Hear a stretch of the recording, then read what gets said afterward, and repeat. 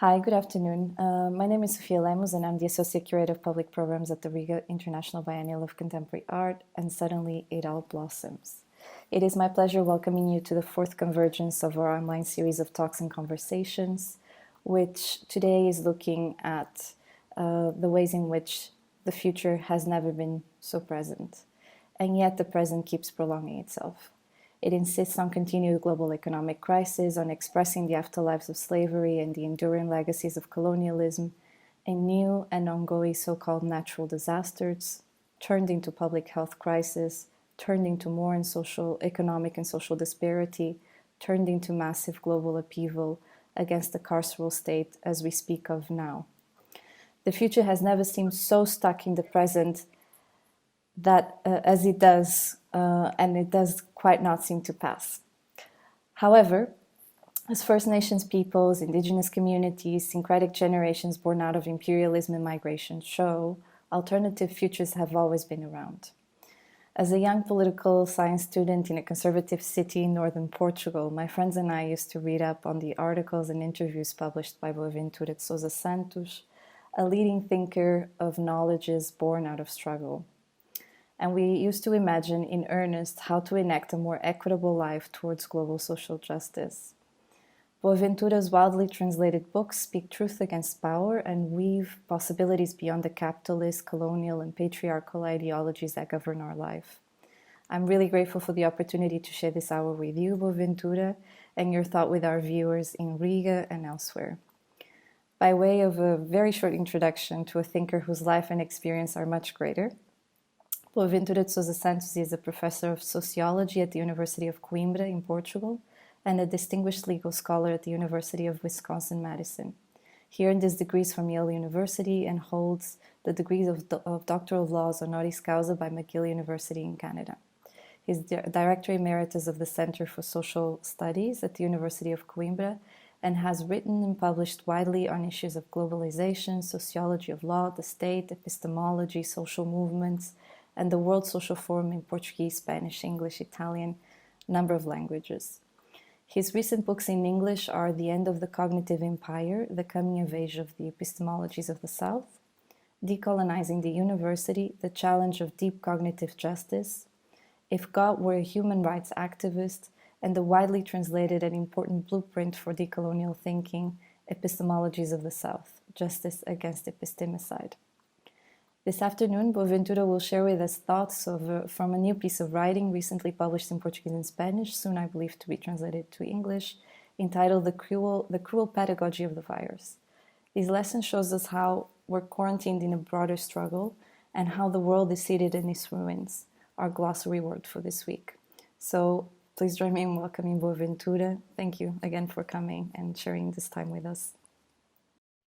Thank you, Sofia, and thank you, everyone here at Biennial. It's my pleasure to join you in this series of programs online, and we hope that one day we'll be going back to our presential meetings. I always prefer the presential meetings because I like to see faces and smiles and sights and, the whole bodies, because I think that knowledge is embodied, and therefore these systems do not allow us to experience the embodiment of knowledge and interaction as well as you like.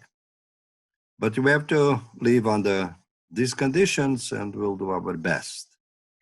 And the conditions are dire conditions now, because I think that the 21st century just started. I think all the centuries, the previous centuries, have started on a specific date, not January 1st, of the first year, but with some event that transforms social life in that century. One would say that in the 19th century, the 1830s and the so-called first industrial revolution was the beginning of the 19th century. And as far as the 20th century is concerned, we can speak of the First World War and the Russian Revolution as the beginning of the 20th century. I think the 21st century didn't start with the financial crisis of 2008, as some have suggested. I think it's starting with this pandemic, because it's really a new phenomenon in the type of which it shows us a different type of interaction between humans and nature in a way that at least people in the global north, where we are based now, were not used to. I think that this is the brand of this century will be these uninsurable risks that come from unknown so-called enemies, but enemies that are within, are not without. Because virus and bacteria and so on are absolutely fundamental for our life, but in a regulated, orderly way, not in this way. And therefore, I think that for the first time we are facing some new issue, which is the styles of life, society in which we live, are becoming self-destructive because they are destroying life, and very rapidly. In fact, in a sense, the pandemic is this pandemic is a symbol of globalization, because if you look at the so-called Spanish flu of 1918, it took 2 years to cover the whole globe, while the coronavirus, this new coronavirus, took 3 months to take over the world, very fast. Moreover, it took the world by surprise, in particular, the countries in the global north, such as Europe and North America, which have always been used to the fact that epidemics are some problems of the South because of their habits, because of their lack of hygiene, because of questions of sanitation and things like that. And in a sense, the global north is free from that. It's not true. The pandemic is telling us that the north and the south are equally involved. Not involved in equal terms, very unequal terms indeed, but all of us, north and south, involved. Many have even suggested that the virus is democratizing the right to kill. I don't think so. It is true that it's chaotic in its aggression. I know that it's present in the north and the south. I even know that in many countries in the south, the infection started with people of high classes or middle classes, those that were traveling and brought in the virus with them. The case of Brazil is a good case of this. But it was just the beginning, because once the virus is installed in our bodies, in our societies, then the choices start. And the choices are really a mirror of our societies. That is to say, they reproduce, they reinforce, they aggravate the social injustices of our society. And the poor, the discriminated against, the groups that have no access of health, that have gone through all kinds of other epidemics, even the food epidemic, which is hunger. All the most vulnerable classes and groups in our societies are also most likely to be killed by the virus. In some cities and throughout the South, we can see that the rate of deaths by infection, is so different that in some areas is 60%. 60% of the people infected get killed in squatter settlements, for instance, throughout Latin America and in many other parts of the world. While in other areas, it's just 2%, middle-class areas. So this is this inequality that is being reinforced by the virus. Moreover, all the recommendations of the World Health Organization presuppose a kind of a middle class that is shrinking all over the world. It's probably very important still in Europe or in North America, less and less. But it's really a tiny minority of the world population. Most people don't even have water to drink and to cook. How can they have plenty of water to wash their hands? And they don't have soap. And they can't obey the ideas of isolation and social distancing because they live in shacks in which 10 people may be in 4, 5, 6 quadrat meters. Moreover, they cannot stay at home because they are the ones that are bringing food to us, we, the protected ones, that can safely stay at home, but someone has to deliver the food, go on producing. These people are being exposed in disproportionate ways to the virus, and they are being killed by it. So I think that the virus is showing the misery, the suffering of these societies in which we live in, the open veins of the world. A great writer from Uruguay, Eduardo Galeano, wrote a book on the open veins of Latin America. I think that now we can witness the open veins of the world. And as a leader, an indigenous leader of the Amazonian region told me the other day, he lives in the border between Brazil and Colombia and Peru, the Mother Nature is bleeding. And the virus is just a signal of the Mother Earth bleeding. That is to say, the model of development of consumption that we have been enjoying has been probably the heaven of consumers in the global north, but it is hell for most people in the world, and it is hell for nature. So the virus is showing that there is something that has to be done about, unless the situation will get worse. And most probably, they will get soon much worse. In fact, I think that in the short run, we are not going to have a post-pandemic situation in which we can return to normality.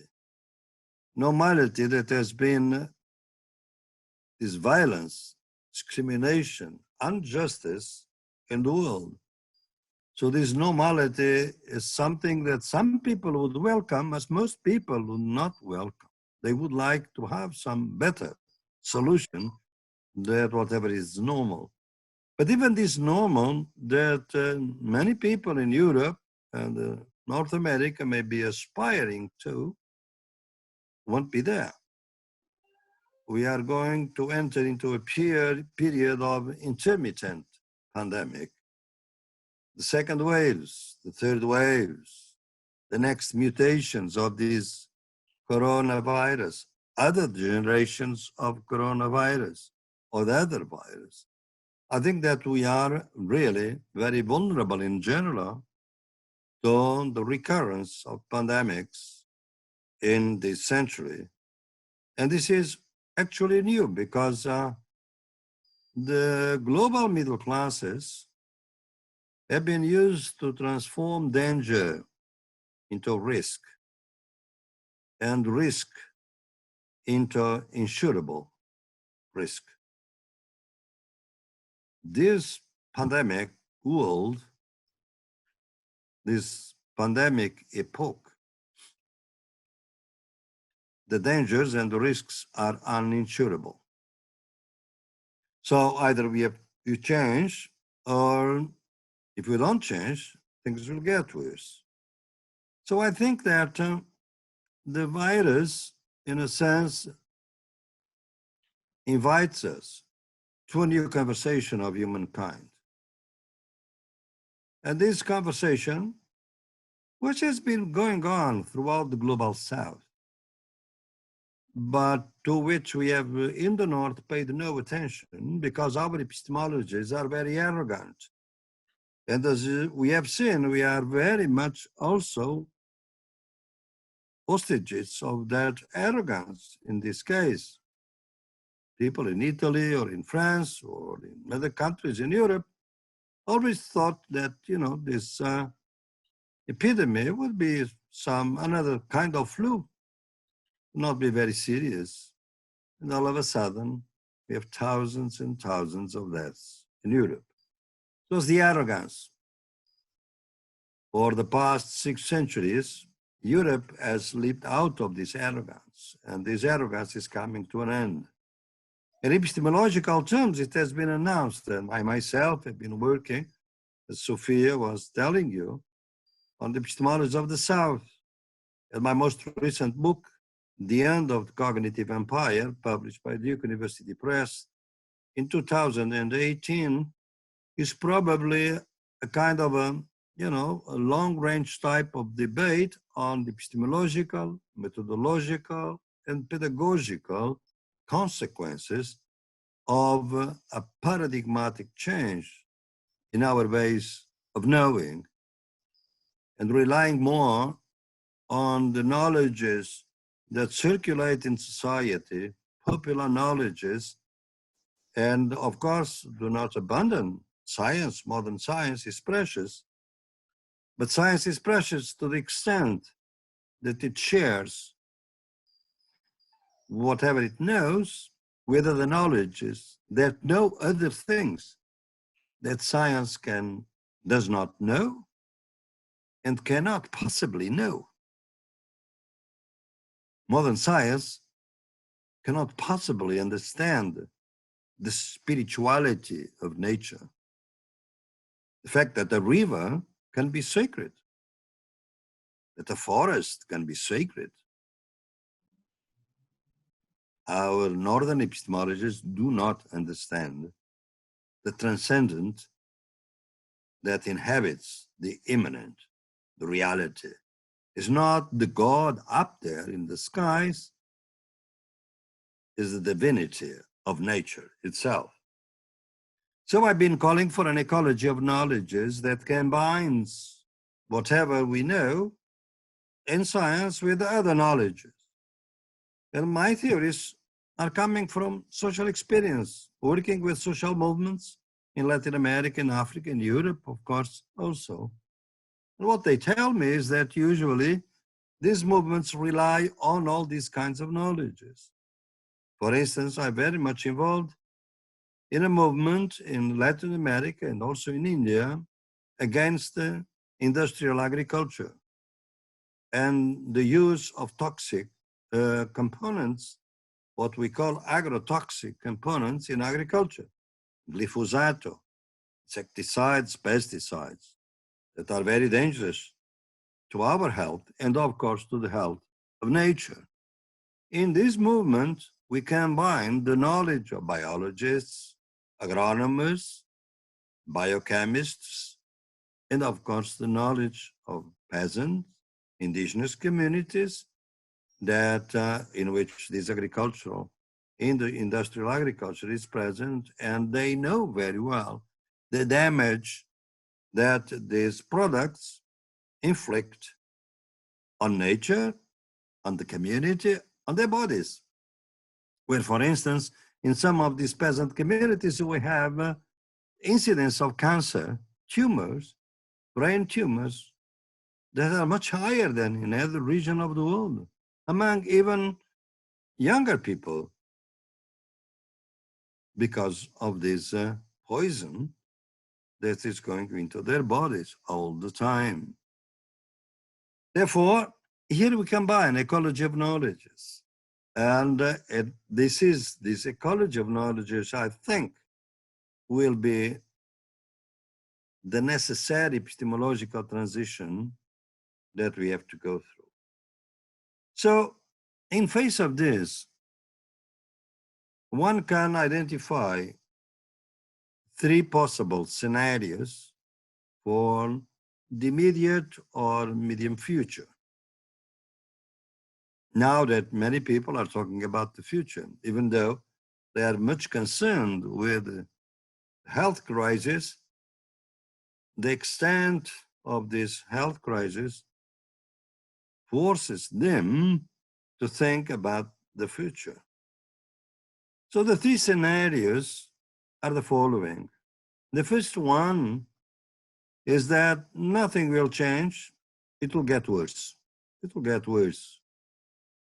If the world goes on being run by the Goldman Sachs, by the global finance, capitalist finance, then probably we are going to see more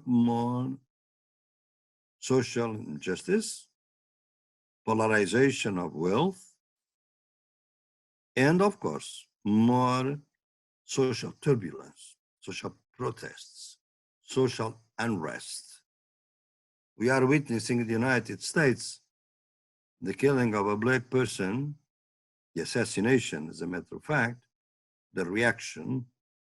And the reaction is not just the assassination, is that the assassination is a sign of something deeper, which is the growing inequality of that society. What I call the social fascism that exists underneath so-called political democracy. Many people are subjected to social fascism, and black people, the poor people, the immigrants are being subjected to these forms of social fascism. So if the world goes as it is now, so-called normality, then we know that the countries are being indebted in order to solve the problems of the crisis. Italy is going to have a public debt of 165% of GDP. Nobody can pay that debt. Even the interest on that debt will be unpayable. Otherwise, Italy collapses. And if Italy collapses, the European Union will collapse, in spite of the conservatives in Holland, in Austria, and in Germany think, in a very egotistic way, and some Nordic countries as well, the European Union won't survive. So we are going to see lots of protests, and we have seen they were present already in Colombia, in Lebanon, in Chile before the pandemic. And I will resume. And it is an open question whether democracy will resist. Because the forces, anti-democratic forces, are so strong, they apparently want to gain from this situation. Brazil is a good example. But in Europe, Spain is also an example. Because the far right is becoming more aggressive, even because against the government, which is a kind of a leftist government, trying to make a profit, a political profit, out of the crisis. So this will be the first scenario.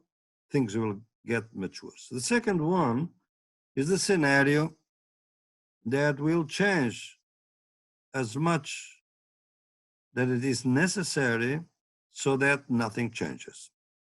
That is to say, we are going to invest a little bit more in health, in infrastructures, things like that. We are going to produce masks and ventilators. We won't be surprised, but we are not going to change our models of development, of production and consumption, we are not going to change the sources of energy. So everything will be the same. And this seems to be the scenario that most capitalists want now. They know that some changes should occur, even in terms of debt, public debt. But some changes should occur so that they can go on making lots of money. So they are not predicting any change in the financial system either. So this is the second scenario, probably the most probable. In some countries, in other countries, probably the first one. But there is a third scenario, and this book that I'm writing, it will be available in different languages by October or something. The future begins now, is about the ways in which we can go to a third alternative, a third scenario, and this scenario is the scenario of a transition toward a post-capitalist, post-colonialist, and post-patriarchal society. And that requires a long transitional period. You cannot move from one civilization to another one. I think that we are entering a new civilization. Could be a new barbarism if it is not a new civilization. But that is not going to happen from one day to the next. So we have to learn much more about transition periods. And we don't know much about transition periods. We only know about the transition from feudalism to capitalism. We don't know anything about transitions from socialism to capitalism. Look at the Soviet Union, how it moved from socialism to capitalism. We don't have theories for that. And we don't have theories of transition to this other future. But we are entering a long transitional period in this scenario. And I just give you 2 or 3 ideas about that, and I conclude. One of them is this epistemological break that I already mentioned, which has to be filtered into our education system, into our communication system, a much more diverse landscape of knowledges. Because we know that for these most chronic conditions of recurrent pandemics, traditional alternative medicines, for instance, are very powerful throughout the world. Our Eurocentric modern, so-called modern medicine is very good for acute conditions of health and is very precious for that, but not so good for chronic diseases. We have seen that with the AIDS crisis in Africa and then in Europe and the United States. So much so that the World Health Organization have already validated traditional medicines and traditional knowledges as very precious, as being very precious for these chronic conditions. We are entering a period of chronic conditions. So I think that we need an epistemological transformation, which in my proposal will be the epistemology of the South. The second one is that we have to change now, to change this model of development, to change our conception of nature. Nature is not something separated from us. Nature does not belong to us. We belong to nature. We are part of nature. And if you are part of nature, then we have to respect nature, because nature is our mother. We cannot kill our mother. We have to esteem, respect our mother. This is not new. It's new for Europeans, for North-centric people that have been trained in modern science. But it's obvious, very, very old type of knowledge among peasants, indigenous, rural communities everywhere. So I think that will change, and in order that to change, we need also to change the metrics of our energies. We have to move to other types of energies. We have to reduce mining and exploitation of oil, fossil oils, everything of that sort. We have to change many, many things in terms of energy, but also styles of consumption. And there is a third condition, and the third condition is they have to change democracy. This representative liberal democracy has no future because it cannot defend itself from the anti-democrats. I wrote even a piece, the title of which was that democracy are dying democratically, of course, by electing anti-democrats. It's not the first time. Hitler was elected when he came to power. But we are electing people like Orbán's, like Trump's, like Bolsonaro's, like Modi's. We are electing anti-democrats. So the democracy has to be radicalized. And it has to go beyond the political realm, and it has to go beyond elections and parties. And we need new interactions which involve constitutional changes, new complementarities between representative democracy and participatory or deliberative democracy. Other forms of participation that do not reduce themselves to joining a party and electing in elections a party for government. So I think these are some of the ideas that I'm debating, discussing, writing about, and also having lots of conversations with social groups around the world that need to go on this conversation precisely because the future is here, and we need to have, we know that there will be options. Now, in many countries, there seems to be a consensus, but it's as Portugal is very exemplary in that political consensus about fighting the crisis, fighting the virus. But once that is done, then politics comes in. And then we'll need really to think in democratic terms, our divergences, and try that this divergence will be kept within the democratic boundaries. And for that, we need also to change our democracies. So it is a huge task, this third scenario, but it's the only one, in my view, that would allow us to learn the lessons, so to say, that in a cruel way, this virus is trying to teach us. Thank you so much, Boaventura. It's been incredibly rich to think from this sort of shift of perspective, from discussing alternatives to lockdown measures are eased globally, and this supposed return to normalcy, to viewing how social movements have been actively and struggling throughout, how these questions are have a much longer lineage as well, and the writing of the future today, how incredibly prescient these three alternatives that you're proposing, or these three ways of entering into it are. One of the things that this glossary was built on was the idea of humanity being a project, and that not everyone is entitled to be human in this project, right? And especially during this crisis.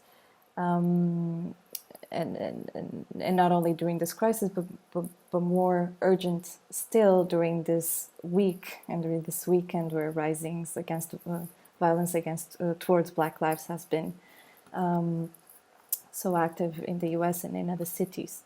So maybe just to start with the first question, I know you've mentioned already in the talk, and you've mentioned before as well, that you've been speaking via Zoom, like with us today, with many communities in different places, from the Basque Country to the Amazons, etc., which is part of your long-standing engagement with social movements and the World Social Forum. So, is speaking of normality, of the normality that led to the pandemic and its consequences, different in these contexts? And how do you see from these contexts the articulation of views, of political processes, with the danger and the sort of ongoing danger of the dominant ideology of the West, with capitalism, colonialism, and heteropatriarchy coming in violent against their worlds? Thank you, Sofia. Yeah, it's an excellent question. Yes, I think that the pandemic is underlining what I call the Abyssal line, an Abyssal line that divides humanity, what we would call the humanity, in two parts that don't see each other on the mirror. The part of humanity of equal, fully dignified human beings, what I call the metropolitan sociability, and on the other side of the Abyssal line, what I call the colonial sociability, in which subhumans inhabit, live, and experience the lives of subhumanity, seen from the perspective of metropolitan sociability. So they were the savages, they were the primitives, they were the underdeveloped, they were the poor, and so on. And this Abyssal line, which we in Europe have a very, very dramatic experience with the 20,000 immigrants that were drowned in the Mediterranean Sea. Of course, if these people were European citizens or North American citizens, you can imagine what crisis one would have in Europe.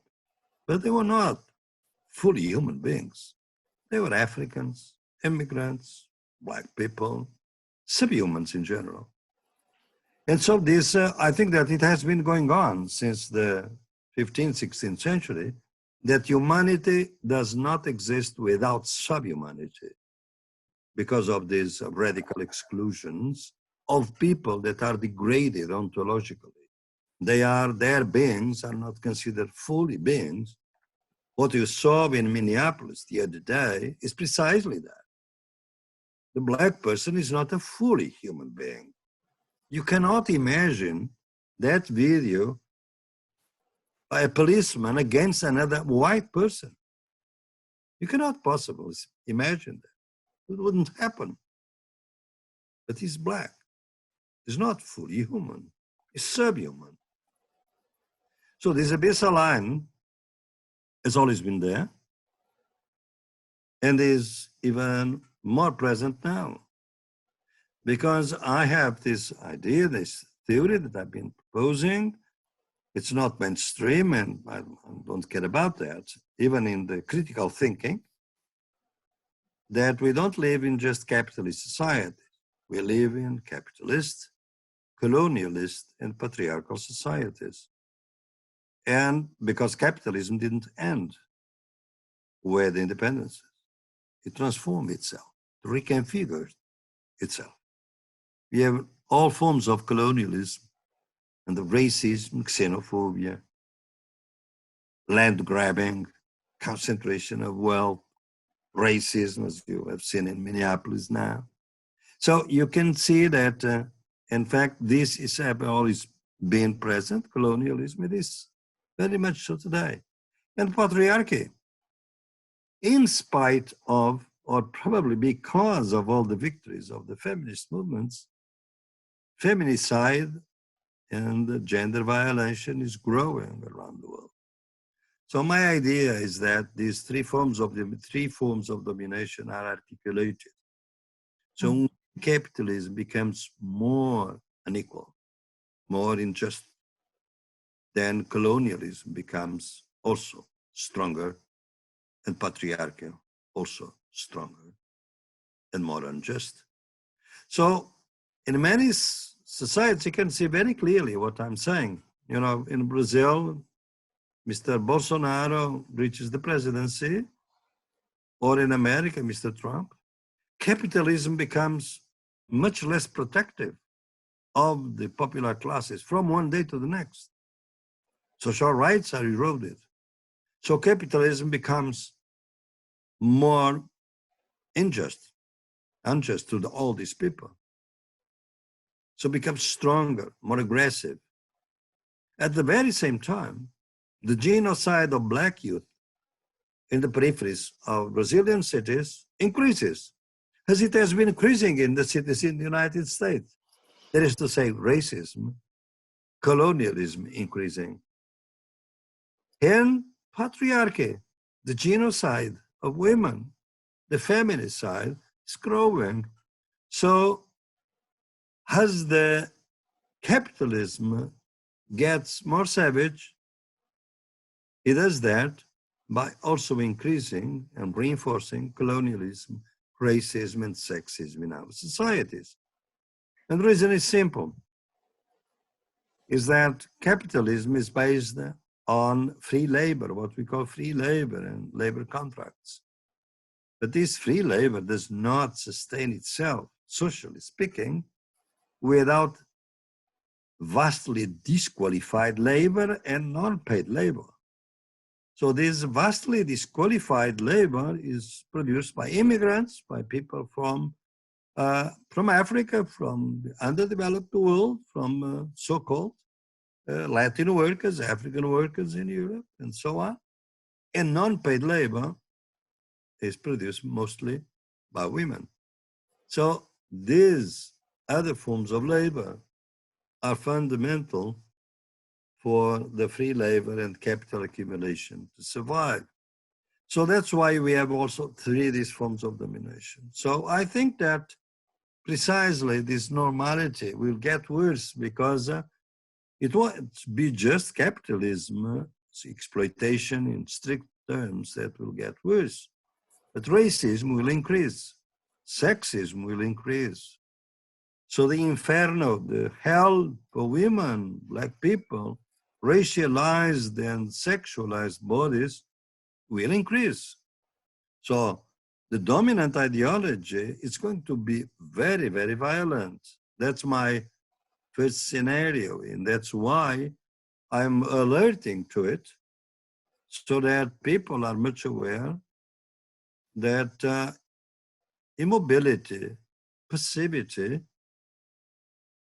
and what concern changes is going to mean lots of trouble for most people in the world, and this will come to roost in the North.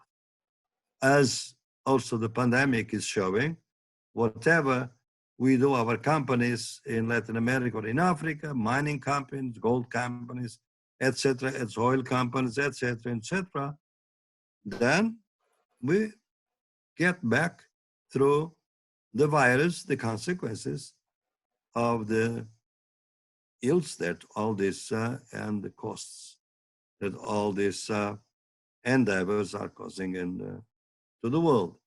So I think that we have to change this ideology. This is a political process, it's an epistemological process, it's a cultural process, it's an artistic process. It involves all sectors of life. And the second scenario you're referring to, which I suppose would be one of mitigation, where we've been hearing all these comments with regards to how carbon emissions have been reduced during this period and so on, and the sort of scenarios that seek to propose a Green New Deal and so on, whilst at the same time what is happening is that we're effectively burning oil reserves because there's no place to store them, and the ways in which this sort of presupposes capital functioning without human action, right? So whilst we're shielding in place, barrels of oil are being burnt. So the scenario of mitigation, how does it relate to the transitional process that you were speaking at last? Well, it's also a very good question, because In the second scenario, the measures have two meanings. So they are ambiguous in their meaning because they may take place just to prevent major changes, or they take place as the first step to major changes. So I know that the dispute, political dispute, is going to be precisely on this. The second scenario is those that want to take those measures to stop change, to prevent fundamental change, particularly insofar as the energy, minings, natural resources is concerned, because that affects directly distribution, production, and consumption. But then I think that we can also understand these measures as moments in which we are going to be able to discuss democratically the changes that are needed. Because if there will be too much turbulence, social unrest, there will be no democracy. And then some dictator will come in and people won't go even possibly to the streets. They'll get imprisoned. Even now we can see in many parts of the world that the people that are going to the streets are really running all kinds of risks. Probably we'll be surprised, and our viewers will be surprised in the north, probably most of them will be from the north, that in Chile, people are going to the streets, and the main slogan is the following: I prefer to die of coronavirus than of hunger. Mm. That's the alternative. If I don't protest, I go hungry and I die. If I protest, I may really be infected, but at least I try to prevent that I'll die of hunger.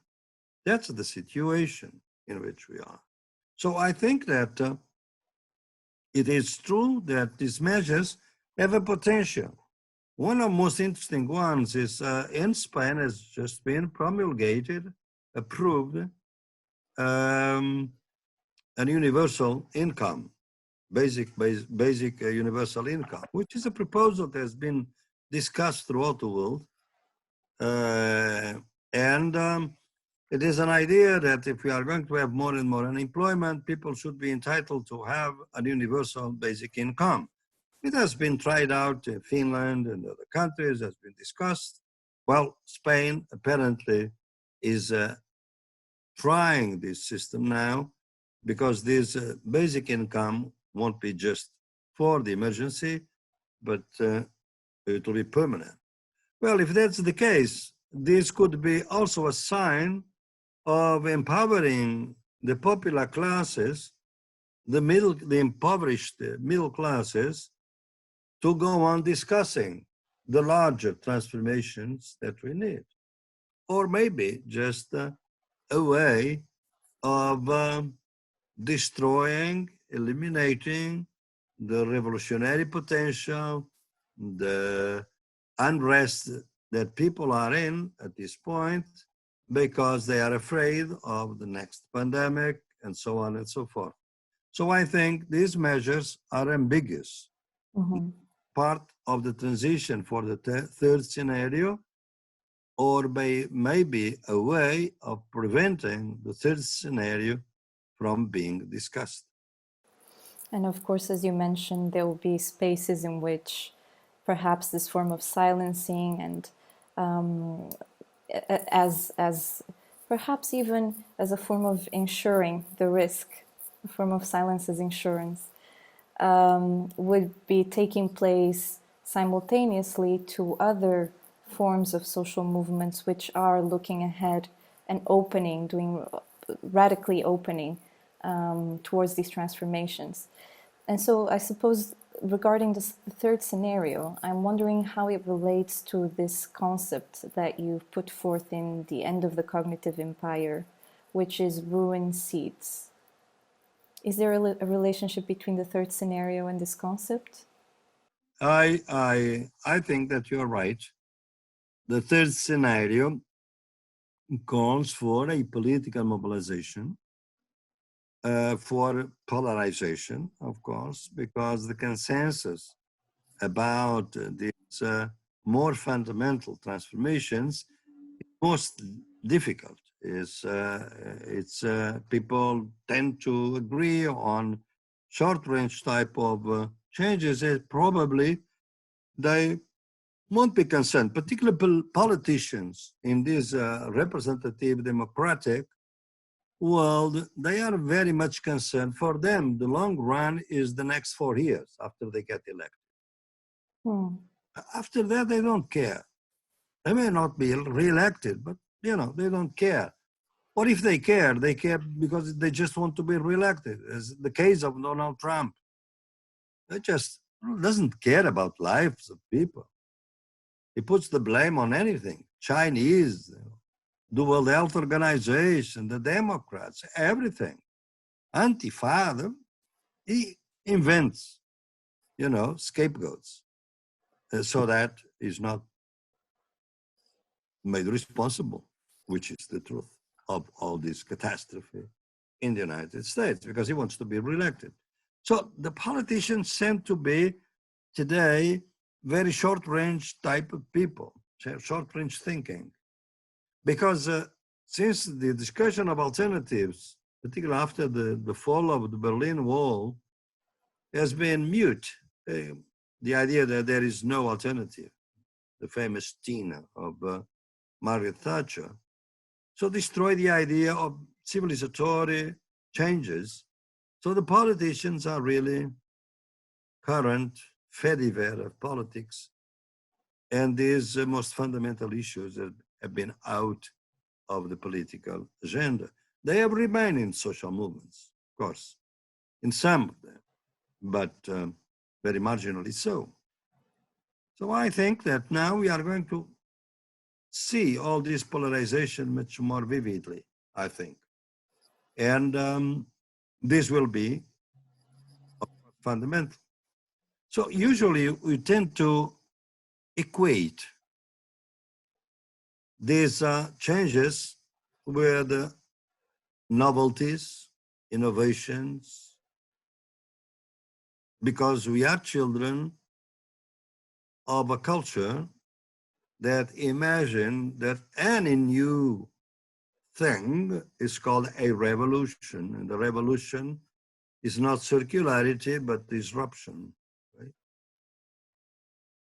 Well, what happens is that, in my view, this is not the case, because if you take seriously the epistemologies of the South, if you learn from the knowledges that have been discredited, humiliated, not totally destroyed, that's why they are there, among so many communities, so many people, they are probably still the majority of the population.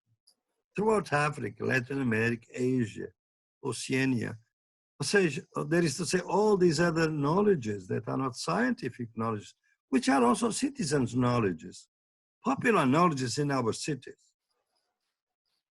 for people that are, concerned citizens that discuss their issues. They're not scientists. So if you bring that in, then you can see that there are some instruments that we can use in this third scenario that are very, very old. But by being used in a transformative way, they become seeds. And that's why I use this concept of ruin and seeds. Because, for instance, take the concept of nature among the indigenous people, peasant communities. It is a ruin because it used to be a concept that ran empires of, for instance, the Inca Empire. With colonialism, it was reduced to the locality, to the local communities of indigenous people in remote areas of the Andes. So it was made a ruin, survived as a ruin at the local level. But now it has to become translocal. And to be transformed translocal, we don't want to be indigenous. We would never be able to be. It's not return to the past, it's return to the future.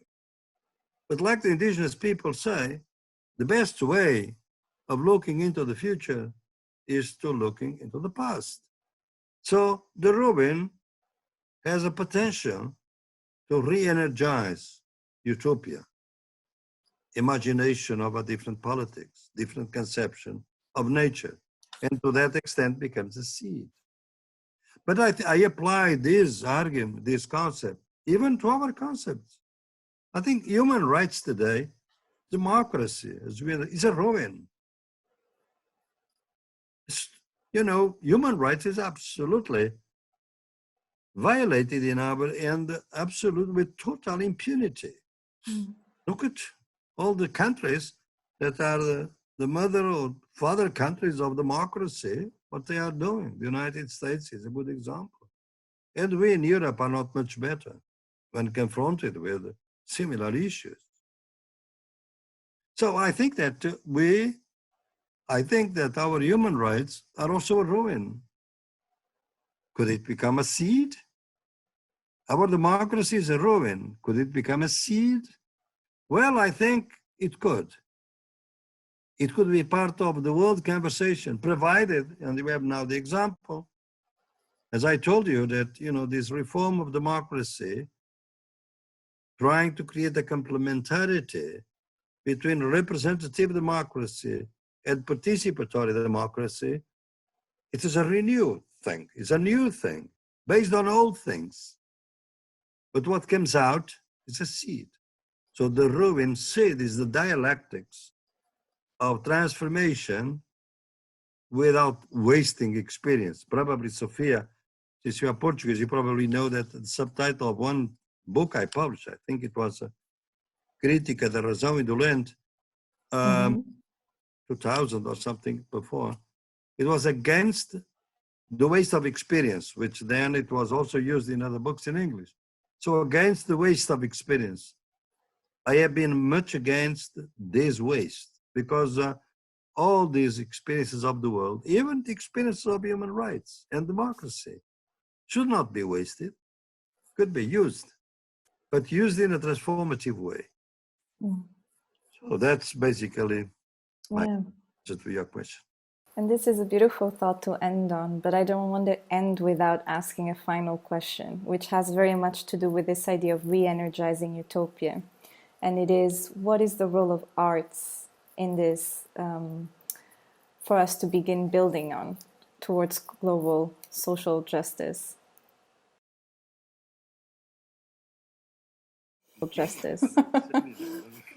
Well, Sofia, that would be the beginning of another seminar, another conversation, because we're touching another dimension of my heart in terms of intellectual terms, and my theories. I even at the Biennale of Art in the last one in Cuba, 13 biennial, I present a manifest on in 22 theses. I'll be glad to share that with you. It would be wonderful to discuss with you in Riga and elsewhere on a manifest on the arts and epistemologies of the sound. I think the arts have an extraordinary capacity to show us the abyssal line. I think the social sciences, in many respects, for different reasons, lost that capacity, even if they once had it. And the reason being that the epistemologies from which we derive our knowledges are abyssal knowledges. So they were knowledges that were created to eliminate, to create, and to disguise the abyssal line. Why did we create a disciplinary separation between sociology and anthropology? Sociology was the us study, the study of our civilized societies. Anthropology was the study of them, the savages. So under these conditions, it's very difficult to force the social sciences to be post-abyssal. I think the artists, for reasons that I cannot go into, but probably because some of them have experienced the colonial sociability. I work, as you know, with rappers a lot. And these people that live in this colonial sociability of the subhumanity, through their art, they become known. But once they become known to us, then there are some that forget about their past, but many of them are able to see the abyssal line. They are able to see that there is a metropolitan sociability, but there is a colonial sociability. There is humanity and subhumanity. And if you look at the arts of the 20th century, you can see how they have been critical, much more acute. Even after the fall of the Berlin Wall, I have collaborated in an artist project, very interesting artistic project called the Former West. West. The idea that, in fact, after the Berlin Wall, the problems were the East. The West was the solution. The West was capitalism. But the artists in the East, in the West, were problematizing that all the time because they were witnessing, they were seeing much better the abyssal line. And then they just do not just see the abyssal line. So theoretically speaking, it will be marvelous to organize even shows by artists walking, not just seeing the abyssal line, but walking on the abyssal line. And some are what I call the cantilevers. They are people that are, you know, cantilever is like the lamp, street lamp. Whereas the base may be in the metropolitan sociability, but the light of the artist puts light in the darkness of the colonial sociability. And if he or she is based in the colonial sociability, the light brings darkness into the light of the metropolitan sociability. So the artists know how to destabilize these images of the abyssal society in which you live. So I think that at least they are very good, they are excellent, absolutely fundamental for what I call the sociology of absences, because they show what is there. It has been considered absent, but it's not, it's very much there.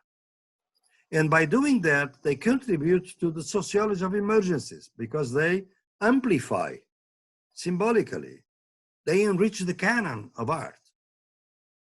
If you see what happened to Bastiat, what happened to many other rappers that are started, for instance, not only painters, but, you know, rappers, artists, breakdance, for instance, when they move on, they enrich the canon of art. The public art is also owes very much to the sociability in the colonial zone, so to say. So they transform, they decanonize the arts. And I think that the museums today, I've been working in all these ideas of social museology, we are trying to develop new conceptions of museum, of exhibitions. I have collaborated with you and other young curators because you are the ones that are very much aware of this transformation. You are bringing in to the Pompidou. I have worked with people in Pompidou, but here in Porto, as you know, and Casa Serralves and the Tate Gallery. So these curators, young curators, I have to say mostly young women curators. So it looks like an energy, specific energy that is there, even though I'm, as you know, I'm against any essentialism in these things. But I see the energy to amplify, to change, to diversify the canons of arts precisely by this concept of the abyssal line. So this is something that we can develop at another stage. I think this is a beautiful note to end on, the transformed or the radical transformative sociabilities and sensibilities that our conversation ends with. And very much to thank you for your time, Boaventura, and to thank you for all these beautiful thoughts that you shared with us today.